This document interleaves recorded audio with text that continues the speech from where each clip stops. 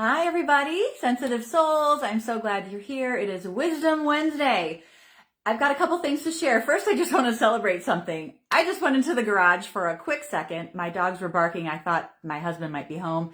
So I opened the door, cracked it, and one of our hens is in there. She's in the infirmary. She's been not well. She hadn't laid an egg in quite a while. But I peeked in there and she laid an egg. That's amazing. Like nobody knows this but you right now. So several of you know that she's been ill. I had the vet out yesterday. She's a food animal vet and she only sees like chickens and cattle, etc. So she came out yesterday and we're just doing medical management. As far as the exact diagnosis is not clear. It's something with her reproductive organs, and she wasn't able to produce an egg, and she's very swollen, distended in her belly. And I tried to do some measures on my own before calling the vet, based on some information I had gathered from the couple of groups that I'm in. And anyhow, it was not looking good, and I needed to call an expert here to help me. So she's on medication. She has medicated water that she's drinking exclusively, and she has to be sequestered for like 5 days. We're not able to eat her eggs for 90 days now that she's on antibiotics. So I'm just sharing this because it's a point of interest. You may be a homesteader with chickens already. You might have had experience with chickens in the past, or you have no idea what I'm talking about. And either way, I hope it's interesting to you in some way. But it's exciting to me. I wanted to celebrate because I'm so glad that she laid an egg. That means she is going to be a little more comfortable, and maybe whatever's going on can resolve for her and she can feel a lot better. She's actually quite a cool little hen, a bird. She is a black marin, cuckoo marin is the color. And she's one of our biggest chickens. We only have four. We only have 4 chickens, but she is really cool. She's super laid back. She lets you pick her up. She's heavy. And the marins are larger birds. They lay larger eggs, and the egg color is like a dark chocolate brown.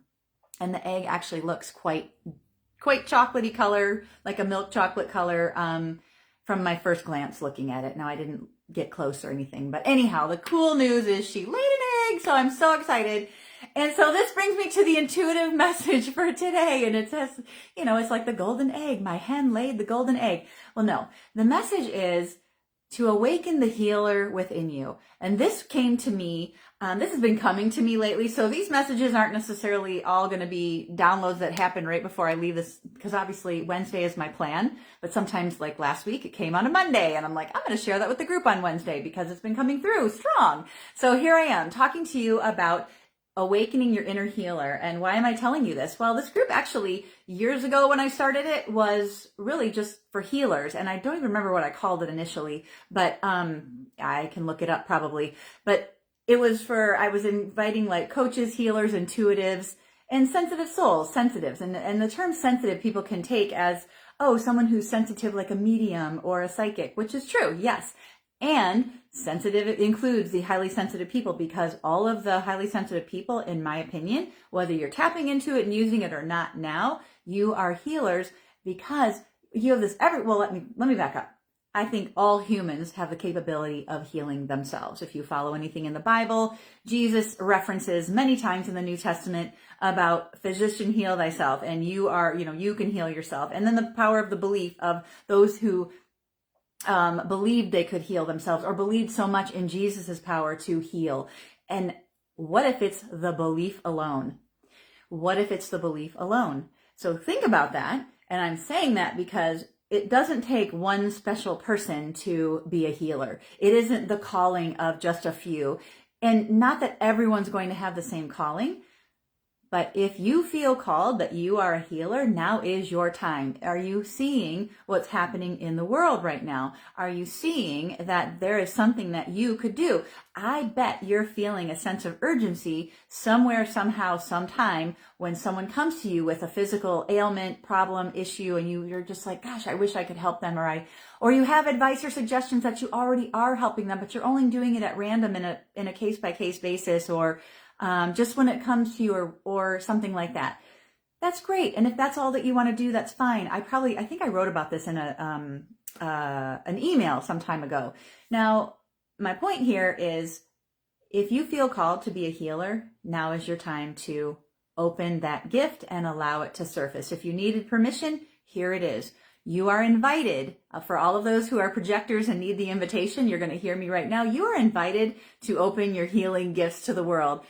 And if you are someone else who just needs permission, you are permission. I give you permission, and I would like you to give yourself permission to step into the role of the healer. Now, that doesn't mean you walk around with the sign, I'm a healer. That's not what that means. It means that you have a healing gift. So when you go back to highly sensitive people, I believe that the sensitives who are called to have this healing ability, and again, we all have the ability, but if you are called to be using it in some regard, no matter what that is, you're singing and using your voice, you are painting art, and people have amazing experiences by looking at your amazing art, whatever it is for you. Maybe you're coaching like me. Maybe you're doing something else, whatever it is. Maybe you're an actual nurse, doctor, or therapist. Any of those things work for you, right? So this has to be what you are drawn to do. So healer, when people think of the word healer, sometimes they think, oh, they think of like Jesus or something like that. Well, Jesus was a wonderful man, and God made him in his likeness. We are in God's likeness. We have all the abilities that God does, that Jesus does. That doesn't make us Jesus. I'm not saying that. Don't get me wrong.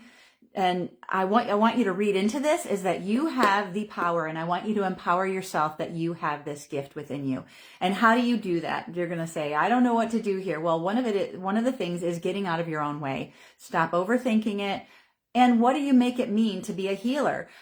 Again, you don't walk around with a picket sign or something saying, hey, I'm a healer. Who's ready for some healing? No, you just share your gifts naturally, organically, however it comes about. However it's come about before, bring them forward. If someone shows up in front of you and they have something that needs assistance and you have the solution, that is your sign. This is your chance to step in and offer that gift that you have in that special way. They may be looking for something else because they didn't know any better, or they don't know that you have this capability. So someone shows up for you, it's usually the person in front of you who's asking and telling you their situation. And it doesn't have to be a woeful story or anything. Sometimes people really need a listening ear, and you might be the perfect person to be in that listening space, create that container to allow them to share what they need to just lift their heart of the burden of whatever they're carrying, for one, just for a simple thing. And then you can take it to the next level and allow your inner guidance to share with you, what is it that I want to offer this person, if anything. Maybe it's just complete silence, but maybe it's something more. This is where trusting yourself comes in to play. Now, I want to just remind you again what I said earlier. Healing modalities are for anyone who is drawn to them. Healing ability is in everyone. It is an innate ability for you.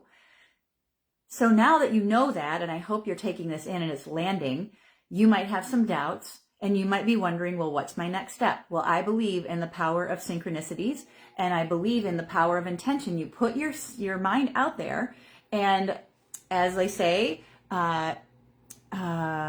when the student is ready, the teacher appears. So there's one thing that you can put out there. So look for the person that resonates with you to help you on your journey. Now, that doesn't have to be another healer. It doesn't have to be anything specific. It has to be what it is that resonates with you, or who resonates with you.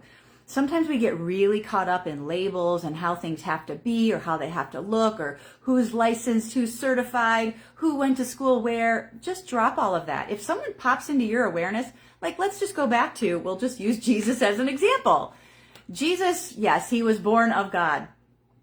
So that gave him a lot of credibility, but it also made people completely have disdain for him and want to keep him away, because he could change all kinds of things. And what would that be? It would be so uncertain and so scary, and he could be uber powerful, right? So there was all of this tension around him too. So this might be another reason that you might hide your ability, because you're afraid who's going to reject you.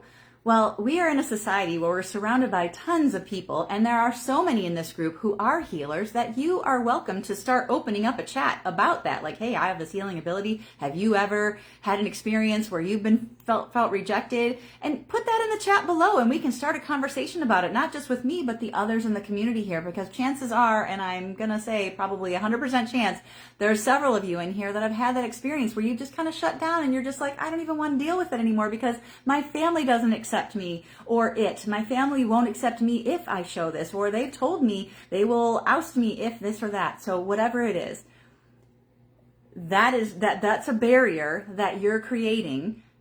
And yes, it's a real barrier. And I say that you're creating it because you are allowing that to stop you.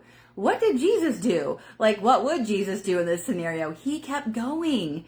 He was trying to educate people. You don't shove it down anyone's throat. Again, no sign needed, except just be there to offer and demonstrate and get and just freely give of the gift that you have, and it'll naturally, organically come to be. So when you're putting your intention out there and you say to the universe, God, yourself, this is what I desire. I desire for my healing gifts to be of use. You know, God, use me in the way that would be of service to you, or whatever it is, you know, higher power, however you say this.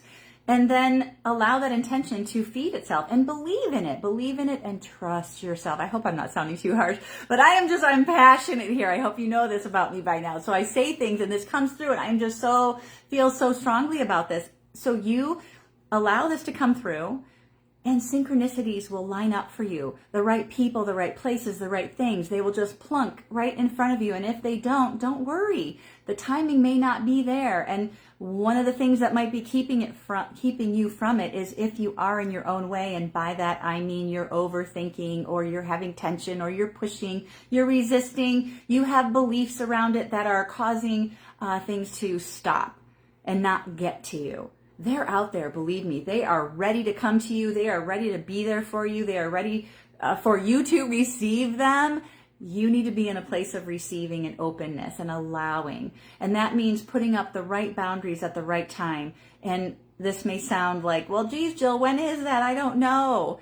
You've got to trust yourself. You've got to trust yourself. This is one of the key things that we have to do as highly sensitive people, is we have to have really healthy boundaries and trust ourselves when to employ those boundaries, when to put them up and when to take them down. We don't need to have an iron curtain around us the whole time. And if we do, we're going to be completely isolated from everything. You know, we might still be getting energetic influence and knowings and things, but if we can't share it with anybody, what good is it? I'm going to say that again. If we can't share our gifts with others, what good is it? Why did we get the gift of doing these things? So as highly sensitive people, we are predisposed more so than those who are not to the sensitivity of the gift, meaning we can tap in and tune into it a lot easier because likely chances are years ago when we were children, we were already dabbling in it somehow. Maybe we didn't even have a clue. Maybe you can look back and say, oh yeah, I did do that. Or maybe you've always had the knowing that you've had something special there. And I'm not trying to say you're a super special, above and beyond superior person than another.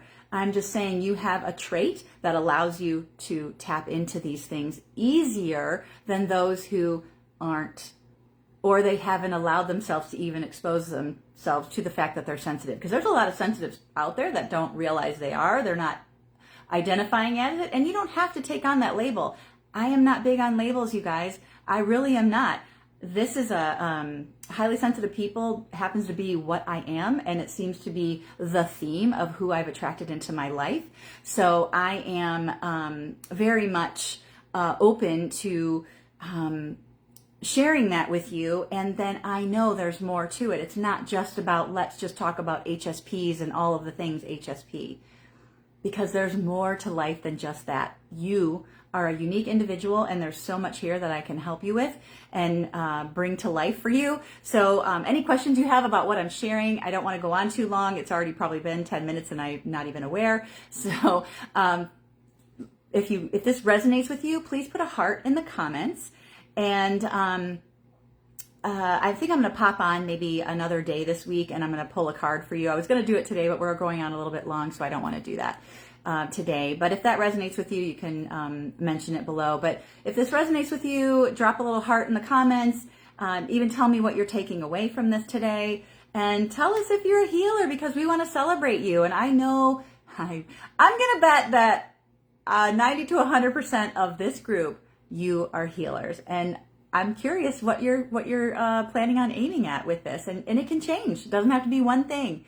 So just own it, celebrate it, and look for those synchronicities. And synchronicities, by the way, in case you're not sure what I'm talking about, is when things happen to line up on your path, that it gives you some kind of sign that you know you're on the right path. This is my definition of synchronicity. And those synchronicities are things that happen that you can't really make up that happen. So this happened to me a day or so ago. Three completely different things of 888 showed up. 888 showed up in a song that played on my phone. It was at random in a release radar that Spotify puts out every Friday.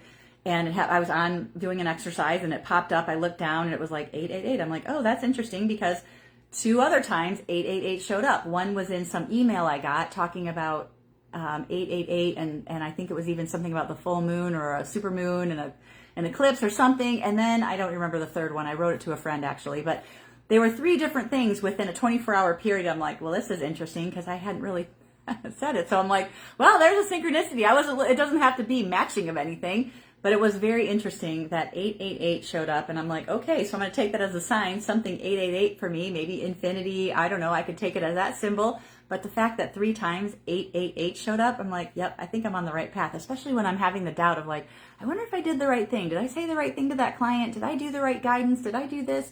What about myself? Am I taking the right steps on my path? And then I'll get these boom, boom, boom signs. Sometimes it'll show up in a movie completely at random where you're like, okay, that was a movie from the 70s. Weird that happened. And then you see something else. So it doesn't even have to be 3 things. It can just be you said a phrase and then you hear that exact phrase, say in a movie, like the next day.